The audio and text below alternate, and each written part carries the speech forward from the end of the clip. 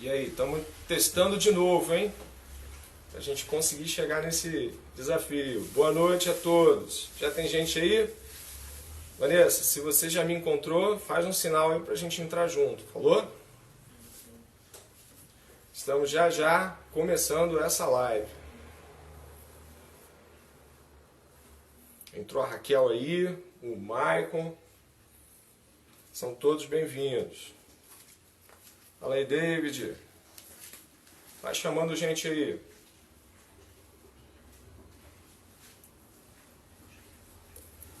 Sônia.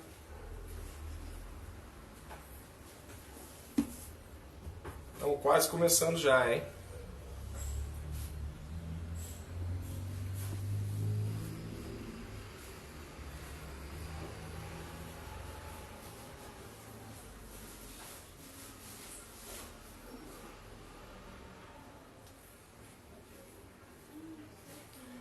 Vanessa, boa noite. Entrou por aí?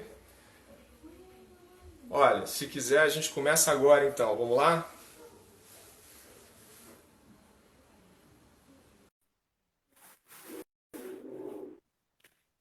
Chama o pessoal que já começou, hein? A gente está iniciando essa resenha teológica aqui e com uma convidada muito especial. Estou aguardando ela aparecer aqui na telinha. Boa noite aí, Tamires. Olá, Fernanda. Estamos buscando aí hoje trazer dois livros maravilhosos para a gente poder discutir. E para que a gente possa fazer isso bem, é muito importante que você faça a sua pergunta, que você faça o seu comentário, que você participe junto aí. Então, conforme a gente for trabalhando os temas e tudo mais, você vai colocando para a gente aí perguntas, fazendo colocações também, tá bom? Tá esperando aí a Vanessa entrar em cena aí, já fez a solicitação dela. E vou dando boa noite aí para a Noemi, para a Priscila. Vamos tentar de novo, Vanessa. Tenta de novo. Entra e sai da sala aí para ver se a gente consegue. Ver se é um probleminha de sinal aí. Vamos ver se a gente consegue, né? Temos que conseguir. Convidada tão especial assim. Vamos ver aí se a gente consegue, tá bom? Vou pedir que mais ninguém faça nenhum pedido de solicitação, não. Deixa eu ver quem aparece aqui. Beleza. Acho que agora vai, hein? Agora vai, Vanessa. Tentei de novo, hein? Acho que agora foi. Olá, boa noite. Não, boa tarde, quase noite. Boa tarde, gente. Tudo bem com vocês? Vanessa, muito bem-vinda, tá? Nós Obrigada. estamos muito felizes de estar com você aqui. Eu que O agradeço. Rio de Janeiro acompanha o trabalho do Labri e a gente está muito satisfeito. Sei que você tem, daqui a alguns minutinhos, você já tem uma responsabilidade com o Labri aí A e gente você tem, nos deu essa chance de trocar essa ideia. Muito obrigado. sim, eu que agradeço o convite, André. Vanessa, se apresenta um pouquinho para as pessoas conhecerem o seu trabalho junto ao Labri, um pouquinho antes da gente falar do livro. Bom, eu sou do Paraná, de Maringá. Moro aqui em Belo Horizonte, vai fazer, eu acho que 14 anos esse mês de março. Então, eu tenho um sotaque meio híbrido, de vez em quando sai um uai, mas toda vez que eu falo boa tarde, alguém fala que eu não sou daqui.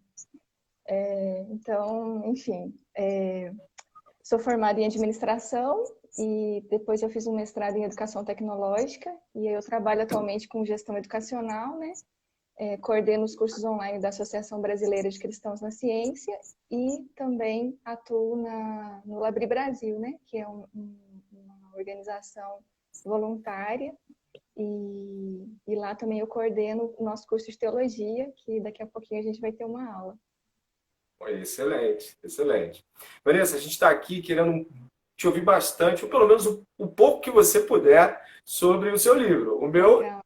eu comprei no Kindle, né? Não tem problema, não. Não, tá Olha lendo. só, queria te perguntar como surgiu a ideia do livro, quais as motivações. O livro parece, às vezes, muito pessoal. Eu li o livro no meio do ano passado, né? No lançamento, logo na semana de lançamento. Eu peguei o livro como quem nem conhecia a Vanessa e também não sabia o que esperar, mas o título parecia ser muito convidativo. Então, eu queria que você falasse se é autobiográfico ou se eu estou excedendo na minha afirmação e quais são as motivações que te levaram a escrever esse tema. Pois é, eu sempre falo, né, com os meus amigos que perguntam isso, que eu não queria escrever um livro. E que se Deus tivesse falado para mim que era para eu escrever um livro sobre esse assunto, eu estaria até agora escrevendo, fazendo pesquisa, fazendo levantamento bibliográfico, pesquisando todas as definições sobre espera e paciência em outros autores. Ou seja, o meu perfeccionismo não teria deixado eu terminar o livro até hoje. Então Deus meio que me pregou uma peça em mim, sabe? Ele me pegou meio de surpresa. Eu sempre gostei de escrever, mas eu acho que até por causa desse perfeccionismo, que graças a Deus aos pouquinhos ele foi me ensinando a lidar melhor com isso e a diminuir. Eu sempre tive um pouco de receio de escrever publicamente. Mas aí no ano de 2016, Deus meio que me colocou contra a parede e falou que era para eu escrever. E aí eu comecei com um blog na internet, um site lá na plataforma do Medium. E aí, lá eu comecei a escrever textos que estavam relacionados com as coisas que eu estava pensando, ou estudando, ou que estavam me incomodando, né? Então, eram questões pessoais, num certo sentido, porque não era assim, um assunto aleatório que eu escolhia falar. Geralmente eram assuntos que apareciam no meu devocional, no meu momento com Deus, Sim. coisas que estavam me incomodando profundamente. E que aí eu sentia uma vontade imensa de escrever. E na época eu nem imaginava que as pessoas iam ler isso. E aí então lá eu escrevi dois textos sobre a espera, que eu acho que o título era O Tempo Doloroso da Espera, se eu não me engano, parte um e parte 2. Teve muitos comentários, muita gente leu, muita gente compartilhou. E só que aí na época eu estava passando por muitas dificuldades em relação à espera. Então era mesmo uma luta com Deus para tentar entender o que estava acontecendo. E Deus me ensinando, me levando para a palavra, me levando para outros livros. Dois livros que caíram na minha mão na época foi o do Bonhoeffer, um texto que ele escreveu sobre a espera, e o do Dietrich Bonhoeffer, desculpa, e do Henry Nouwen sobre espera também, os dois em inglês. Então, eu não fiz uma pesquisa extensa, não era um assunto que eu queria escrever, e aí eu fui atrás para pesquisar. Era o meu devocional com Deus. E nesses textos eu colocava o que Deus estava me ensinando. Ah, E aí, enfim, ficou grande para o site. Aí eu coloquei tudo no Word e mandei para o meu amigo Pedro Dulce, lá de Goiânia. E aí ele falou, aí eu falei para ele que eu queria colocar um PDF gratuito lá no site para as pessoas baixarem esse texto. Aí ele falou assim, tá, pode fazer isso, mas faz via uma editora, que aí as pessoas vão te conhecer um pouco mais. Quando você quiser publicar um livro, eles já vão te conhecer. E aí ficou 2 anos com a editora. Ficou 2 anos com a editora. E aí quando a editora... desculpa, Vanessa, tem tudo a ver com o livro, né? Não, Tem e que ficar 2 anos. toda vez que eu pensava assim, quer saber, eu vou tirar de lá e vou fazer do meu plano mesmo. Aí vinha uma voz que falava assim, espera. Você não está falando sobre a espera, então você vai ter que esperar. E, então foi um negócio que assim, eu abandonei e continuei escrevendo outros textos, acabei falando mais sobre o tempo, né, a liturgia do ordinário e outros assuntos que, enfim, Deus foi me levando para outros assuntos. E aí 2 anos depois, então a editora entra em contato comigo, falando que ia publicar, só que ia publicar o livro físico mesmo, impresso, não o PDF, e-book gratuito que eu queria lá no meu site. Aí eu assustei, porque eu falei assim, não, eu não escrevi um livro, não está pronto para ser um livro. Como assim? As pessoas vão ler isso daqui? Não, não pode. Só que Deus fez tudo de um jeito que não dava mais tempo de eu revisar, de eu reescrever, de eu ampliar. E aí foi publicado exatamente do jeito que eu tinha escrito. Por isso que ficou essa linguagem simples, eu acho que essa linguagem que as pessoas se identificam bastante quando leem. Porque não foi um livro. Sim, eu visitei o blog, o material da internet, depois de ter lido o livro. E eu vi que não passou por uma edição diferente, não mudou muita coisa, né? Foi ampliado, né? Porque é como se a parte 3 que ficou muito grande para colocar lá, aí eu juntei com a parte 1 e 2 e virou o livro. Então, a parte 3 que seria, né, praticamente a metade do livro, não está no site, mas a parte 1 e 2 é exatamente o que está no livro aqui. É assim que Deus trabalha com os perfeccionistas? É só uma pergunta. Olha, comigo foi, viu? Comigo foi desse jeito. E aí, assim, e olha como que é louco isso, André. Porque essa coisa da gente ter os nossos planos e achar que tem que ser do nosso jeito, né? Deus não me falou nada, nada mesmo. Quando eu vi, o primeiro lançamento foi em Goiânia, eu estava em Goiânia quando eu vi o livro pela primeira vez, me deu um frio na barriga. E aquele medo, assim, você vai deixar as pessoas lerem isso mesmo? E eu não tinha entendido ainda o que Deus estava querendo fazer com isso, sabe? Porque parecia que era simplesmente algo que eu estava aprendendo com ele, algo que ele estava me ensinando. Mas, enfim, agora praticamente quase um ano depois, isso foi mais ou menos em maio do ano passado, e devido a todos os feedbacks e conversas que eu recebi, né, das pessoas, hoje eu entendo exatamente o porquê que Deus fez desse jeito, por que que ele não me falou que era para ele, senão eu teria rebuscado e enchido de muito mais referência, muito mais citação, muito mais coisa que talvez teria dificultado até a leitura, né? Enfim, e eu vejo o Isso quanto. tem que entrar na história, ô Vanessa, isso Pode tem que falar. entrar na história do livro nas próximas edições. Isso Pois tem é, tudo a ver com o livro, né? tem demais. E é uma coisa assim de. O que eu sinto é assim, Deus me chamou para escrever. E aí, em obediência, eu escrevi. Sem ter noção nenhuma do que daria de frutos isso. E aí Deus pegou esses textos que eu escrevi, transformou num livro e está levando esse livro para tantas pessoas, sabe? Como você mesmo. Eu lembro do dia que você entrou em contato comigo, falando que usou o livro na escola bíblica da igreja. E tem pessoas assim de muitos estados, de muitas cidades diferentes entrando em contato comigo. E eu fico assim sempre maravilhada de ver, porque Deus pega essa semente e aí ele usa isso, sabe? Porque é ele que gera fé no coração das pessoas quando elas leem o texto. Mas precisou que eu escrevesse. É E verdade. isso que me admira demais, assim, que eu escrevi em obediência sem saber o que Deus ia fazer com isso.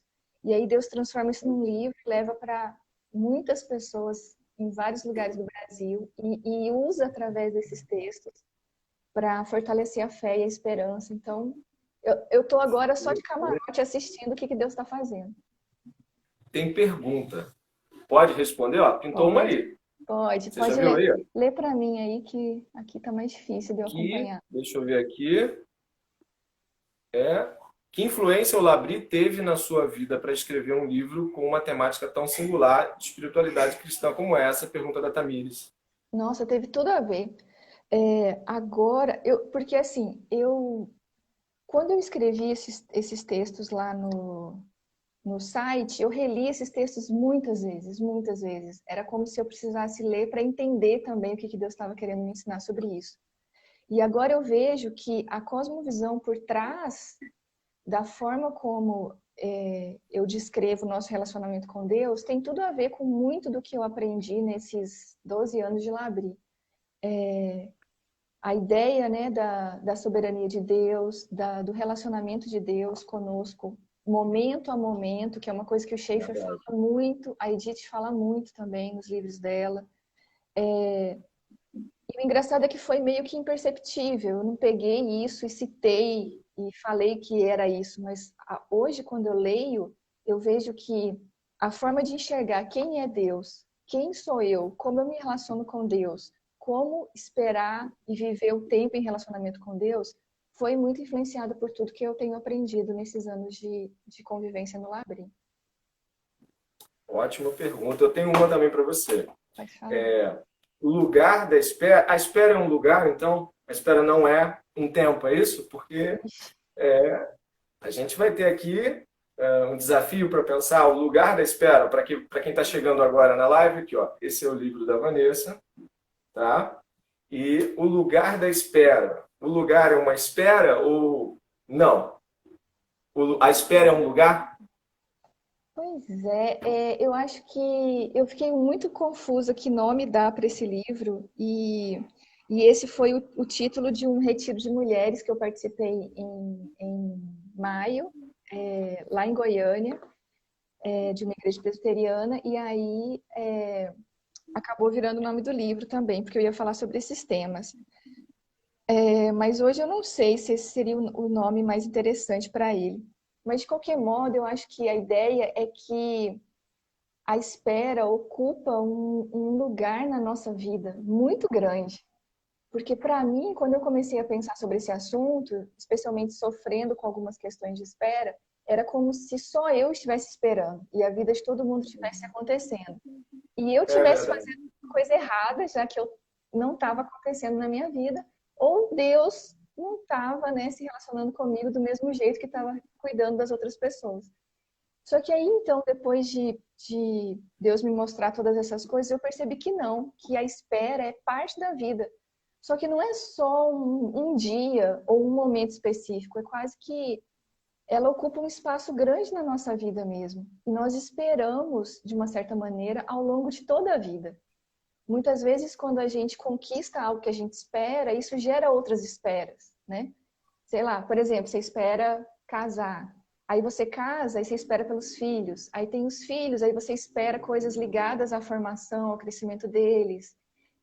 E por aí vai, né? Mesma coisa no trabalho, você espera conseguir algo em relação a um trabalho, aí você consegue aquele trabalho, aí tem várias esperas relacionadas à aprendizagem, enfim, lugares, projetos, promoções.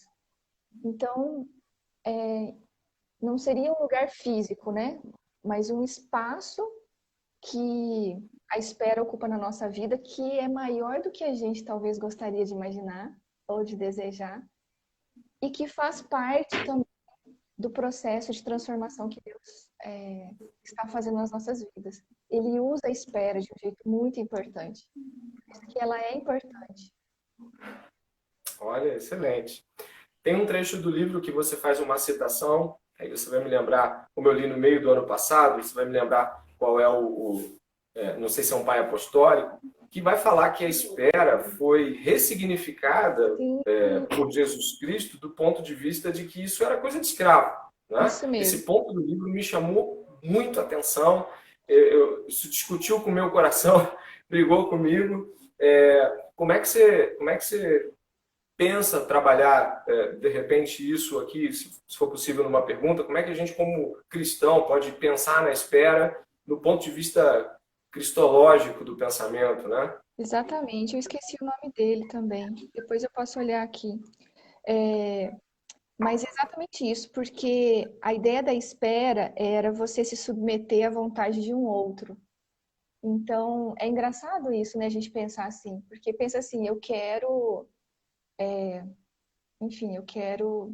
sair da minha casa agora e ir lá para o supermercado. Mas eu não posso, porque eu tenho que me submeter a uma norma de segurança pública até que nos diz para ficar em casa. Então, a espera, eu tenho que esperar. Então, não é a hora de eu sair de casa agora. Então, a espera tem a ver com eu me submeter à vontade de um outro e não fazer o que eu gostaria que fosse feito, que acontecesse agora, mas me submeter à vontade de um outro. Então, no período, né, da igreja primitiva, isso só acontecia com os escravos. Os escravos eram aqueles que não tinham liberdade para escolher o que fazer com a vida deles ou com o tempo deles. E, enfim, não tinham recursos, não tinham propriedades. Então, essa virtude da paciência não era, então, considerada uma virtude. A paciência era um negócio ruim. A paciência era uma coisa que você era obrigado, porque você era um escravo, a se submeter Sim. ao seu Senhor.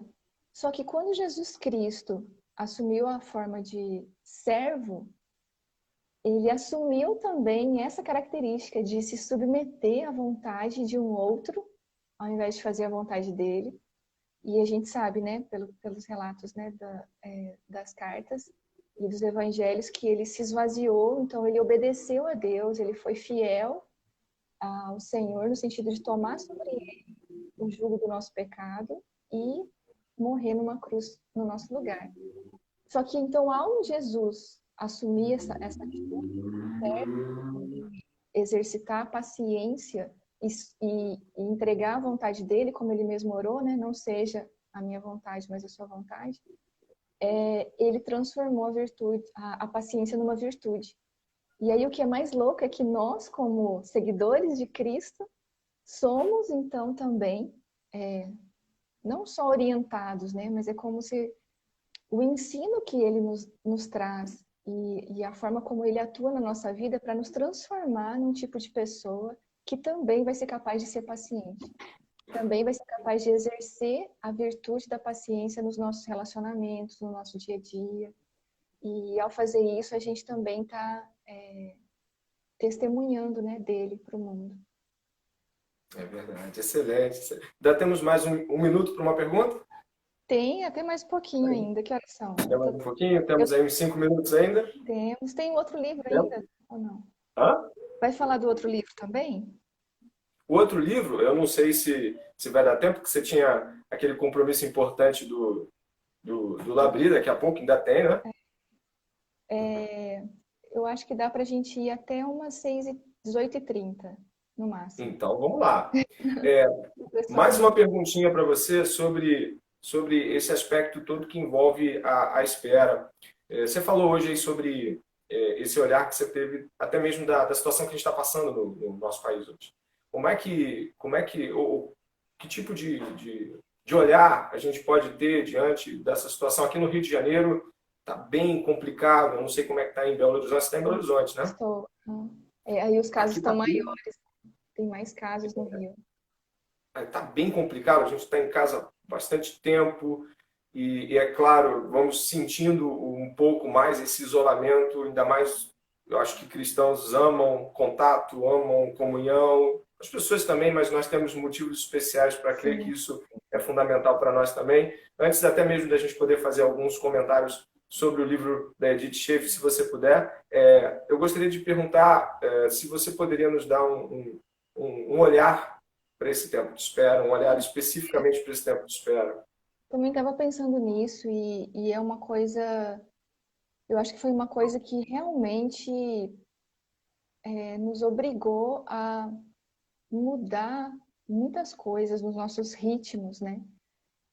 A gente tem uma ideia da vida normal, né? De sair de casa, trabalhar, deixar o filho na escola, enfim, ir para a universidade, ou mesmo aqueles que trabalham home office, né? Tem uma rotina. E quando a gente vive, né, momentos de estabilidade, de segurança, essa rotina, ela se repete, repete, repete, repete, e a gente acha que isso nunca vai mudar, né? Nada vai atrapalhar essa ordem.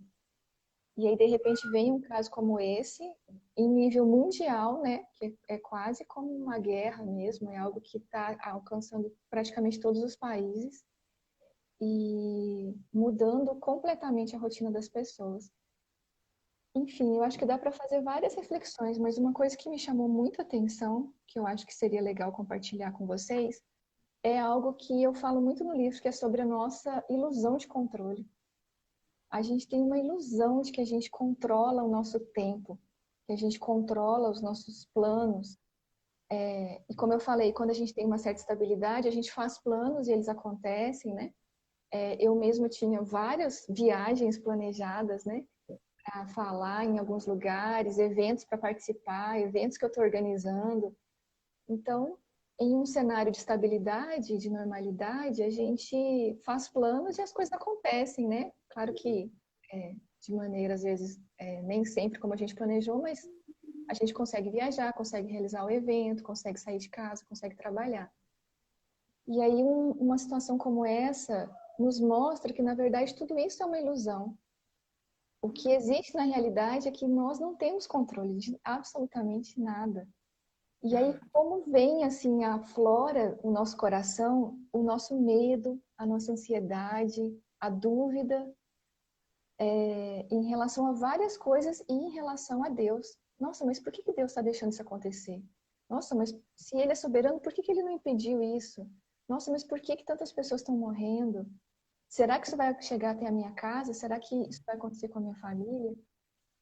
Então, é muito interessante quando a gente é colocado nessas situações de enxerga a realidade da nossa falta de controle, o medo, a dúvida e a desconfiança vêm quase imediatamente no nosso coração. É verdade. Então, eu acho que um desafio muito grande para nós é buscar o Senhor mesmo, é confiar nele, é clamar a Ele que nos ajude a compreender e mesmo sem compreender, que Ele nos dê fé para confiar nele, que Ele também sustenta tudo que está acontecendo agora. E que as aflições fazem parte também, né, do processo de transformação, que é o livro da Edith. Gente, a gente ainda tem 10 minutos com a Vanessa. Faz pergunta para ela. Ela falou que quer muita pergunta. Ela quer que vocês encharquem aí de pergunta. Então, por favor, eu acho que se ela puder responder mais algumas perguntas, é uma Posso chance que sim. a gente tem de entrar na mente da autora aí também, né? O que levou ela a escrever esse livro maravilhoso. Ó, dá mais uma olhadinha aqui, tá? Tô ganhando nada por isso, não. É a alegria de poder compartilhar com vocês um livro muito bom. Muito Enquanto as obrigada. perguntas não surgem aí sobre o lugar da espera na vida cristã, eu gostaria de compartilhar um pouco com vocês aqui, e se porventura a Vanessa puder me ajudar, vai ser muito bom. Esse livro aqui, ó. Vocês já leram? É um lançamento da Monergismo. Vanessa, chegou a ler esse livro já? Eu li a versão em inglês dela em 2008. Essa versão em português eu já comprei, tá aqui também. E agora seria até um bom momento para lê-la. Mas eu ainda não li a versão em português. Mas esse livro é maravilhoso, é sensacional, sensacional. Maravilhoso.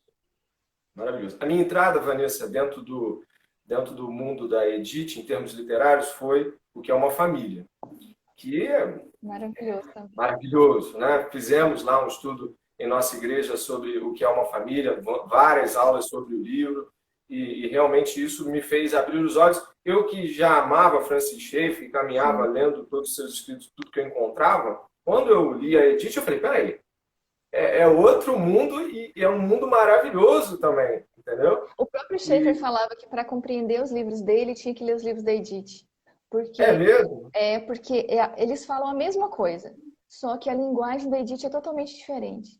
Então ele é mais filosófico, né? Liga mais, enfim, autores, correntes, faz aquela análise com a cultura.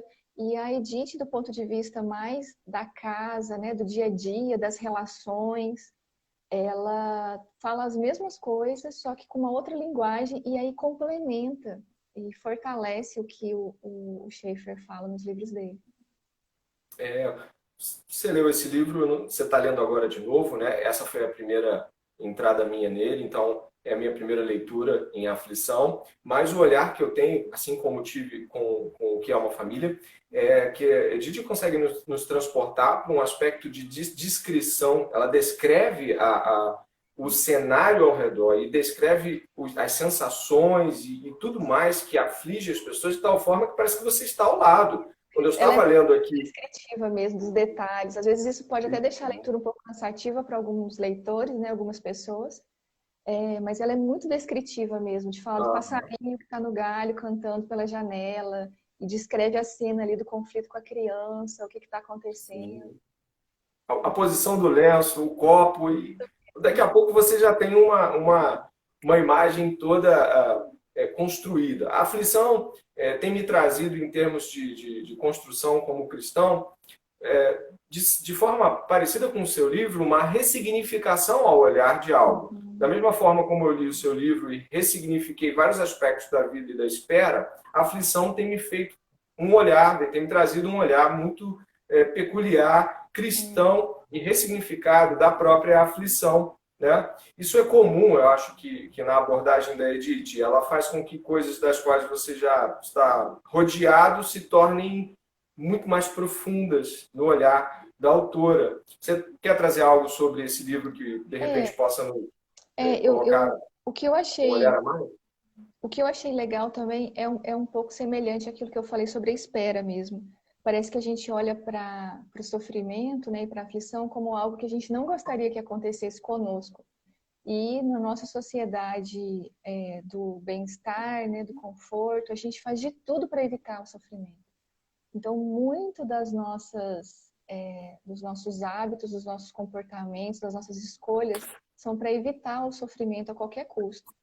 Só que, assim como a espera, o sofrimento faz parte da vida cristã. Não tem como você não Verdade. sofrer. Não tem como. E aí eu acho que é isso que fica claro no livro dela, que todos nós temos aflições e sofrimentos. E passamos por isso ao longo da vida toda. Não é uma coisa que, eu sofri entre os 15 e os 20 anos, aprendi a minha lição, agora eu não preciso sofrer mais, o resto da minha vida vai ser em paz. Não é assim que funciona. Ou, tá tudo bem, de repente eu preciso aprender alguma coisa e vem uma aflição, aí eu aprendi aquilo que eu queria, acabou a aflição, não vou sofrer mais. Então, não é assim que funciona. Então, eu acho que ela mostra de um jeito, assim, muito claro como que as aflições fazem parte, sim, da nossa realidade. Qual o lugar da morte, do mal, as tentações, né, do diabo. Para mim, isso foi o que mais impactou, assim, quando eu li o livro, sabe?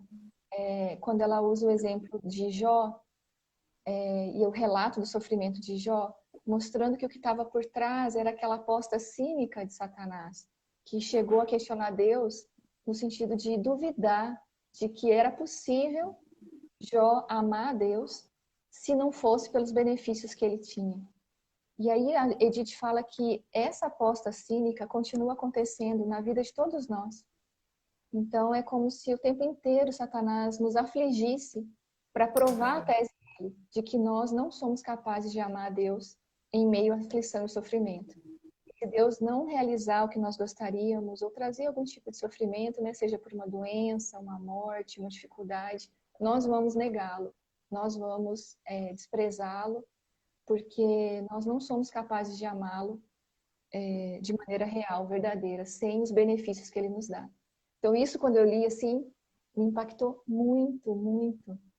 E, enfim, ela vai conduzindo isso, né, até chegar ao contentamento, o papel do contentamento em meio às aflições, e mostrando de uma maneira belíssima como Deus continua sendo bom e se importa muito com cada um de nós e não nos abandona quando nós estamos sofrendo. Então, acho que é um livro que vale muito indicar, vale muito ler e indicar para as pessoas que às vezes possam estar passando por situações de aflição também.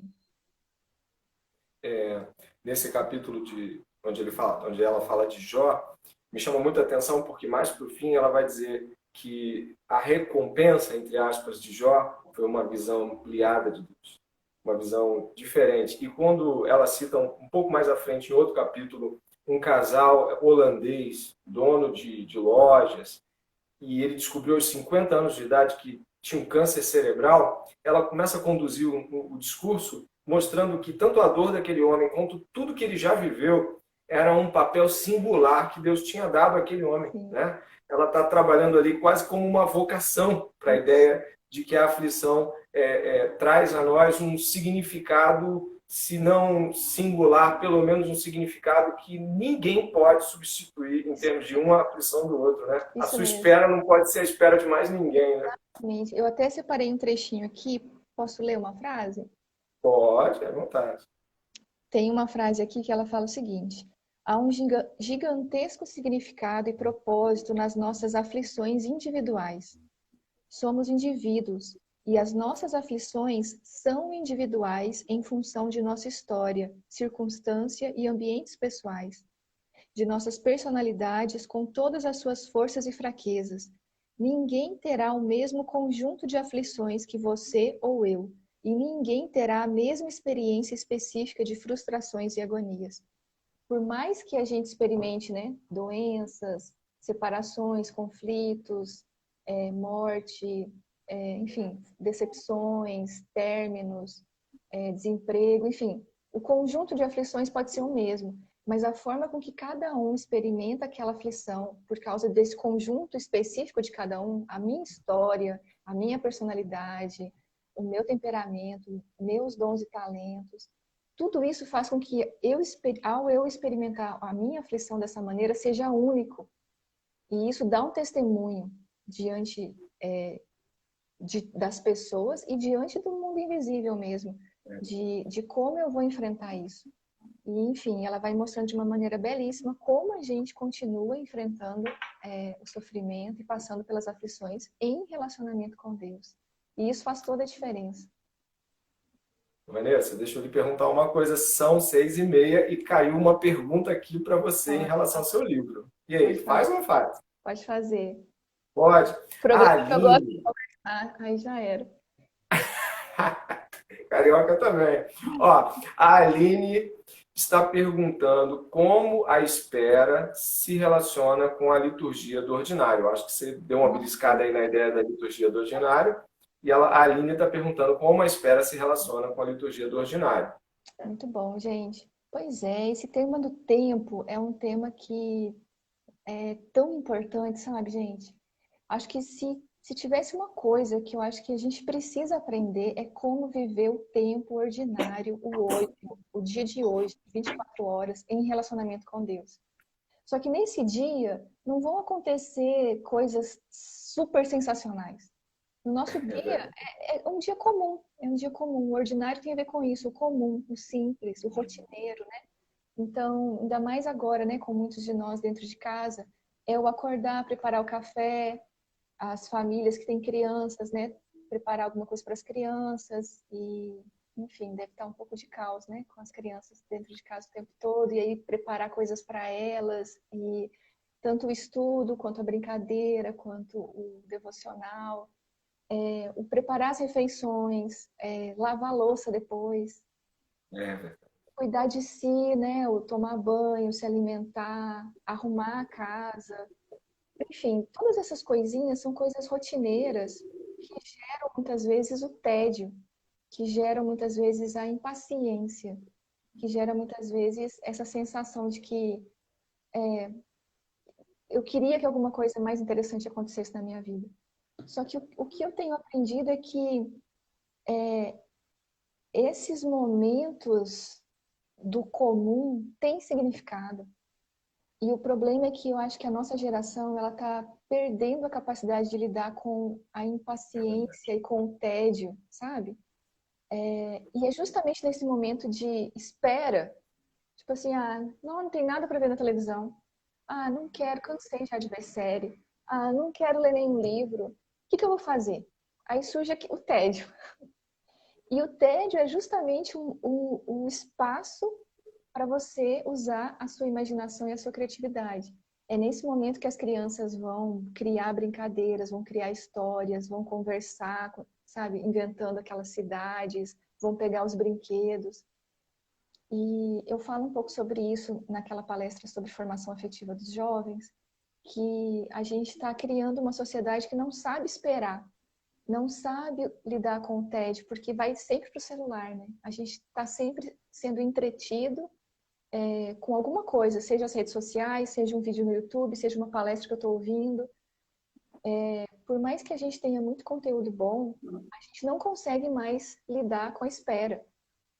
É incrível você ver isso, as pessoas todas nos pontos de ônibus, nas filas das lotéricas, nas salas de espera dos consultórios, estão com celulares nas mãos. Então, eu acho que aprender a viver o meu hoje em relacionamento com Deus tem tudo a ver com eu aprender a estar presente para o que está acontecendo agora. Mas para eu enxergar o que está acontecendo agora, eu não posso ficar distraída o tempo inteiro com alguma outra informação ou conteúdo. Eu preciso lidar com o vazio, eu preciso lidar com o tédio. Porque é nesse momento que o Senhor fala comigo, é nesse momento que as ideias se conectam, é nesse momento que eu penso, nossa, eu tinha que fazer aquilo, eu posso fazer isso. E a mesma coisa para as crianças. Elas ficam agitadas e a gente já dá o celular. Mas é verdade. é nesse momento que elas vão criar as brincadeiras, que elas vão inventar coisas, que elas vão, enfim, criar histórias. E eu acho que a gente tem essa dificuldade, especialmente nesse momento da nossa, que a gente está vivendo agora na nossa sociedade, do consumo de informação e do celular, né, o tempo inteiro na nossa mão. É a dificuldade de lidar com a espera na nossa rotina, a dificuldade de lidar com o tédio e, consequentemente, a gente está exercitando menos a criatividade e a imaginação e deixando de perceber a beleza do comum, do ordinário. E, enfim, que é a nossa vida, né? É a realidade. O dia a dia é isso. Deus se relaciona com a gente agora, no presente. E é através dessas coisas comuns. Então, se a gente ficar sempre muito distraído, a gente também não vai perceber Deus